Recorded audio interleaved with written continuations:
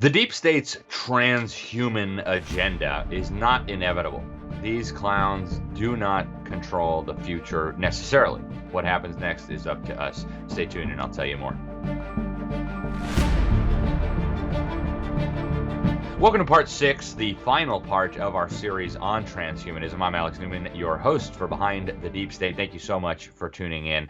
If you have followed us through this series, you now know that there is a cabal of maniacs who fully intend to upgrade themselves and maybe you. That is, if you allow them to do that. And by upgrade, they mean re-engineer your genetic code. They mean install microchips in your brain. They mean track you, monitor, put tracking chips, monitor everything you do, even set up your mind so that it can communicate with the computer system through this technology. They are really, folks, ultimately talking about upending and eliminating your very humanity, the very essence of what it means to be human. They believe, as we showed in the last part 5 of this series, that they are going to become gods. They believe that they are building God in the form of artificial intelligence. They believe, some of them, that they're going to achieve eternal life by merging themselves with this technology. And frankly, they're wrong on all of those points. All you need to do is open up your Bible and you'll see why. In fact, these same lies have been around for millennia. In fact, the very first lie in the garden, that you could be God, you could be like God if you just disobey God. I mean, that's the same thing the transhumanists are telling us, right? Oh, don't worry about eternal life through God. You can just have eternal life by becoming a transhuman. You can become your own little God just by sticking a microchip in your head, right? And Elon Musk's already got the technology ready. Folks, this stuff is madness. And so that brings us to the obvious question of what do we do to stop this? And I'll be the first to say, I don't necessarily know. This is a very complex subject. This technology is, light years beyond what your average person, including me, understands. But there are some things that I think are very clear that we can do right now to stop the progress of this maniacal agenda. And that begins with avoiding false solutions. We showed you a clip from 60 Minutes with Anderson Cooper, long background of involvement with the elites, with the Central Intelligence Agency. Even his family background is very suspicious. Interviewing fellow homosexual Yuval Noah Harari, the chief stenographer for the transhumanist movement. This is the guy who wrote Homo Deus, where they think they're going to become gods. And in this interview, like, yeah, this is great stuff, but it's kind of dangerous. So we should have a one world government. Let me show you that clip again to remind you. His writings have been recommended by President Barack Obama, as well as tech moguls Bill Gates and Mark Zuckerberg. You raise warnings about technology. You're also embraced by a lot of folks in Silicon Valley. Yeah. Isn't that sort of a contradiction? They are a bit afraid of their own power, that they have realized the immense influence they have over the world, over the course of evolution, really. And I think that spooks at least some of them, and that's a good thing. And this is why they are kind of, to some extent, open to listening. All right, folks, that is exactly the wrong thing, right? The people pushing global regulation, world government, these are the very same people pushing the transhuman agenda. The idea that we're going to trust the maniacs pushing the agenda with the regulation of the agenda is simply preposterous. It's absurd. It's ridiculous. We don't need a one world government to protect us from transhumanism or the excesses of these techno fanatics. And you don't need to be a Luddite to understand that, or a xenophobe, right? The globalists have a nasty habit of saying everything is a global problem that needs a global solution. No, sorry, we don't need a new world order of technocratic slavery to protect us from technocratic slavery. Thank you very much. The UN ought to be dismantled. Another very dangerous false solution that these people are peddling for when the robots and the technology and the AI take all of our jobs is a universal basic income. The Council on Foreign Relations has been peddling this for a long time. We may have to do a whole episode on this idea of universal basic income, because the key elements of the deep state, the Bilderbergers, the CFR types, they're all pushing this agenda. And it sounds so appealing. You get free money. You just exist and the government gives you money. That sounds so nice, especially when they've got us all terrorized about our jobs being obsolete and, what am I going to work at once everything is done by robots and AI.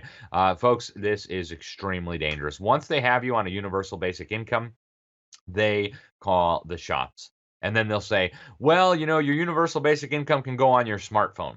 Oh, you don't have a smartphone? Oh, I'm sorry. I guess you can't have a universal basic income. Next one will be, oh, well, you know, people are hacking your smartphones. We now need to just go full blown, you know, get it on your microchip so that you can pay by your microchip. And you're thinking, that sounds crazy. Well, folks, it's already happening. Okay, I want to show you a clip from Sweden, and you'll see these microchips are already being installed. They're already being used for payments. They're already being used to go on public transportation. They're also being used for COVID passports. So these are some of the things they're trying to do to back us into a corner, folks. And I want to show you this clip of the microchips. Check this out. Implants are a very versatile technology that can be used for many different things. And right now, it's very convenient to have a COVID passport always accessible on your implant.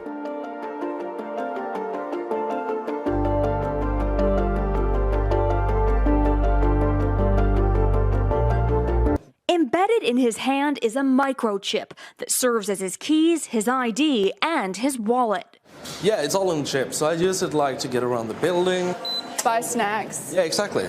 Let's buy some snacks. Exactly. So I can't open it. No. Okay. So what I need to do is I need to first blip my chip, and it will log me in, and from there I get access to the fridge.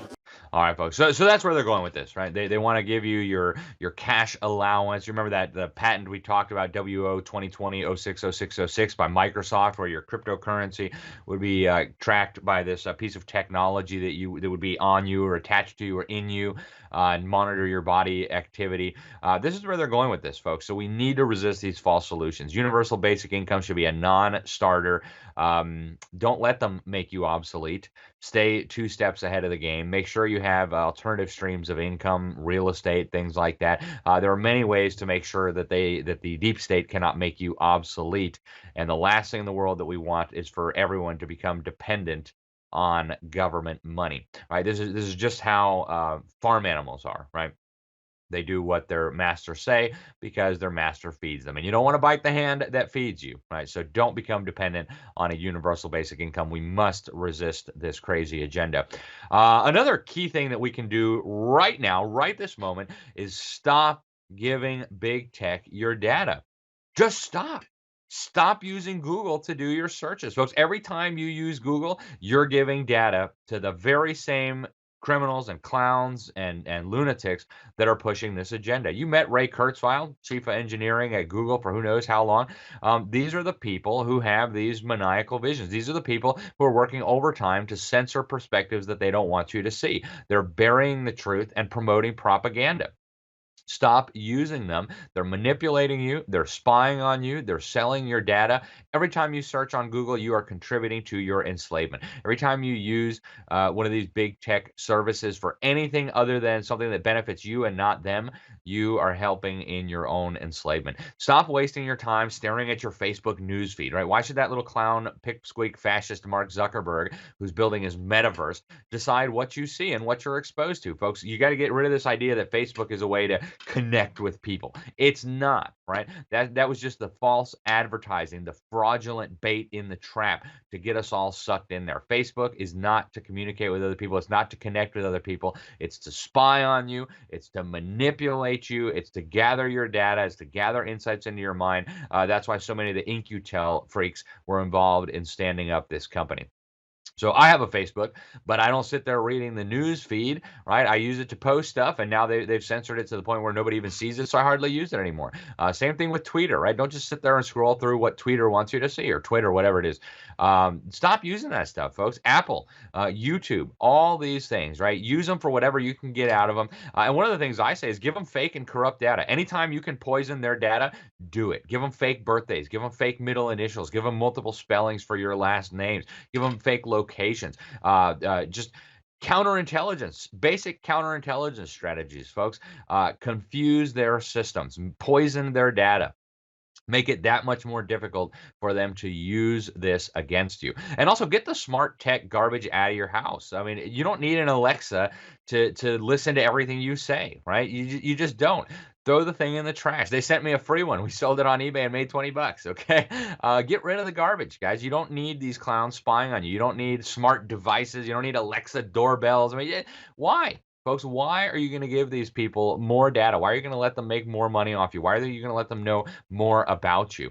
There are also really great alternatives at this point, folks. So there's really no more excuse, right? It's not like Google's a monopoly. It's not like the big tech companies have a monopoly on being able to communicate with other people.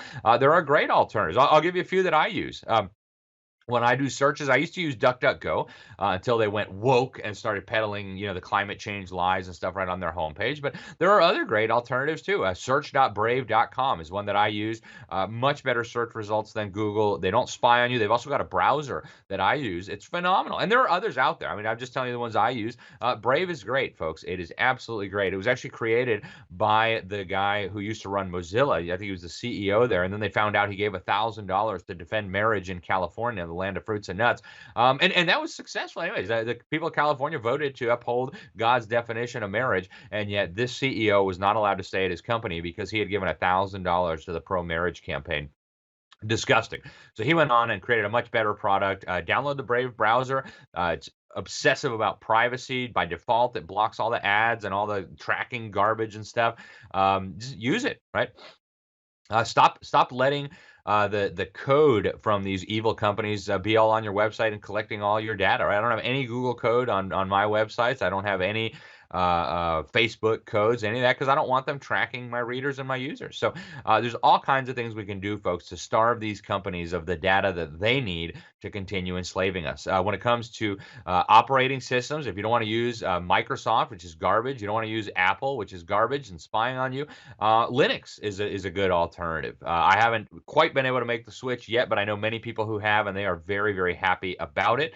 As far as social media alternatives go, there are some great ones out there. Gab is really good. We had actually the CEO of Gab, Andrew Torba, on The New American, did an interview with my colleague Paul Dragu.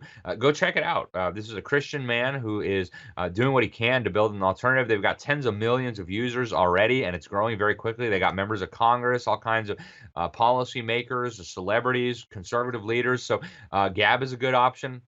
Getter has just popped up and is new. There are some red flags there, but I've just recently created an account. And so let's look at these other alternatives, folks. There are some decent ones. Parler looked pretty good until they put this new CEO in and the whole thing crashed and burned. That was rather sad, but hey, there are alternatives. They're going to continue to be alternatives. There's MeWe, and I'm not saying necessarily that we need to have a full and total block on using Facebook, but make sure you're getting value out of Facebook and Facebook is not getting value out of you. These companies are evil. They hate you. They are dedicated to silencing the truth and putting fake fact checks on truth. Don't support them, guys. Don't let them get money off of you. And for your smartphones, I don't have a smartphone. I got a dumb phone, and it works good enough for me. It doesn't do any of the smart stuff that your phones do. I don't have GPS. I don't have, all the fancy stuff. But hey, it works. It makes calls. It receives calls, and that's all I really need out of a phone. But if you now have gotten sucked into smartphone world, right? Who would have imagined 2 decades ago if I told you that almost every American would be paying money to carry around a comprehensive surveillance device in their pocket that was going to monitor everything they say, everywhere they go, everything they do? You would have never believed me, and yet here we are, right? So there are some alternatives that are focused on privacy. There are even some alternative operating systems. One of the ones that I've come across is a company called Purism, Purism. They make a phone called the Librem, where you can apparently physically turn off the power to the GPS tracker, to the microphones and stuff. So even if someone does get in and hack your device, they can't physically access the cameras or the mics or the GPS because you've turned off the power to it. So this is great thinking. And one of the things I tell people is, if you're young, get yourself really familiar with technology. We need people who understand this stuff to be able to do battle with the deep state. The battle more and more is actually moving on to cyberspace, and we can't be Luddites and pretend like that's not happening. So we're going to have to use technology. We need people on our side who understand coding, who understand all of these new technologies that are coming out, but who are willing to use them for good and for reasonable purposes rather than for enslaving mankind and for transhumanism.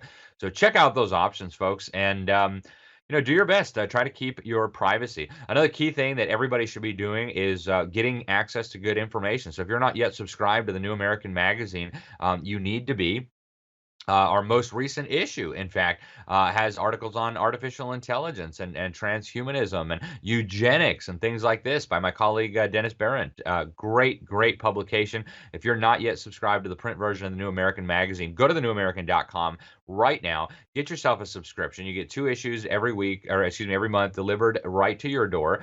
You can also subscribe to the free daily headlines. You get the top news every day delivered right to your inbox. You don't have to go through endless hours of fake mainstream media garbage to find out what's truly important and what's truly going on. Just go to thenewamerican.com and get signed up. As Sun Tzu explained in his book, The Art of War, we need to understand ourselves and we need to understand our enemy. And unfortunately, Americans are not, by and large, as a population, very up to speed on who we are as a people in terms of our Constitution, in terms of our heritage as Americans, in terms of our heritage as a nation founded on biblical principles.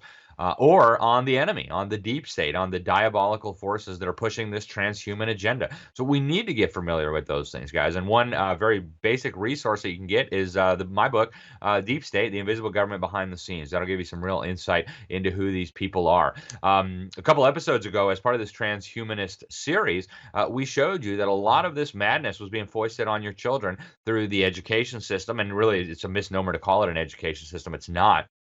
But the government's indoctrination system posing as an education system. And you as a parent have the authority and the right to protect your children from that. Pull them out of public schools. We've got a great option, Freedom Project Academy. It's an online K-12 Christian school. I happen to teach there. I teach advanced economics. We've got some of the brightest future leaders as our students all across America and even in many countries around the world. So you'll want to check that out, folks. Get your kids out of the government brainwash camps. And also, a lot of this is coming through the entertainment systems. We've showed you the gaming, the TV shows. We showed you that BBC show where they're portraying transhumanism as this great thing for young people, and just silly, goofy old people don't understand it. So, folks, these are all things that you can do to get involved in this battle. These are all, I think, critical things. And finally, if you go back to the Word of God, we'll get the greatest insights about all of this. We recognize that this is a spiritual battle. It's not just about transhumanism, right? This really is diabolical. And so we need to be praying. We need to be in the Word, and we need to be relying on God for guidance and for wisdom and for assistance in this battle. Just like our founding fathers appealed to heaven when it looked impossible, right? Going up against the most powerful empire on the face of the planet, the most powerful military on the face of the planet. I know it can feel that way for us, right? We're going up against these big tech companies. They think they're the masters of the universe. They think they're going to dominate the future. That's not set in stone. That is absolutely not set in stone. They are not God. Just because they have plans doesn't mean their plans are going to come to fruition. And in fact, we can appeal to heaven just as our forefathers did for assistance in these battles, and I think we should. I think we must. With God's help, we can create a better world. I want to thank you guys for tuning in.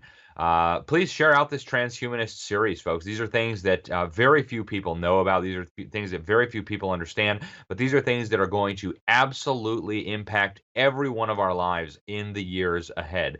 We've got to be ready for what's coming. We've got to know what's coming down the pike from the deep state. And so if you were moved by the information that we've shared over these last 6 episodes, please share it out. We'll try to put it on a single dedicated page so you can just share that out.